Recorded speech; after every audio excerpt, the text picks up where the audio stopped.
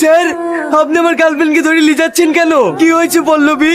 এইখানে কি কারো ব্যাগে 4 টাকা রেখে গিয়েছে, আর স্যার বলছে ব্যাগটা নাকি আমার, সেই জন্য আমাকে অ্যারেস্ট করছে।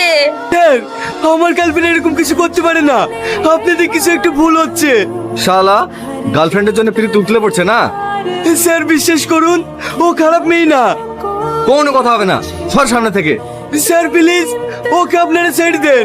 ওকে ধরে নিয়ে গেলে আমি বাঁচতে পারবো না। স্যার, কিছু টাকা পয়সা দিয়ে রফা করলে হতো না? ক টাকা দিবি? কত দিতে হবে বলুন? 5 লক্ষ টাকা যদি দিস তাহলে তোর গার্লফ্রেন্ডকে ছেড়ে দেবো।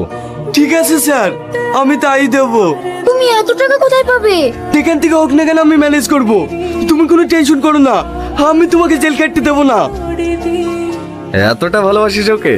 হ্যাঁ স্যার, আমি আমার জীবনের থেকেও বেশি ভালোবাসি ওকে। ঠিক আছে, ছেড়ে দিলাম। টাকাটা? আসেন স্যার, আমি আপনাকে ব্যাংক থেকে তুলে দিচ্ছি।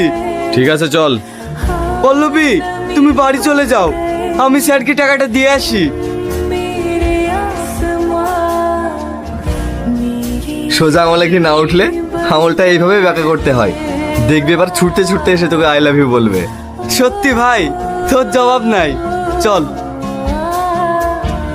কি রে, পুলিশে তোকে ছেড়ে দিল? হ্যাঁ, আমি ইয়াসিনকে খুব খারাপ ছেলে ভাবতাম, কিন্তু না, সত্যিও খুব ভালো ছেলে। ওই আজকে আমাকে বাঁচালো। কি ব্যাপার, যার কাছে ইয়াসিনের নাম করলেই জ্বর আসতো, সে আবার আজ ইয়াসিনের প্রশংসা করছে? প্রেমে পড়ে গেলে নাকি? যা, তোর যেমন কথা। সবই বুঝতে পারছি।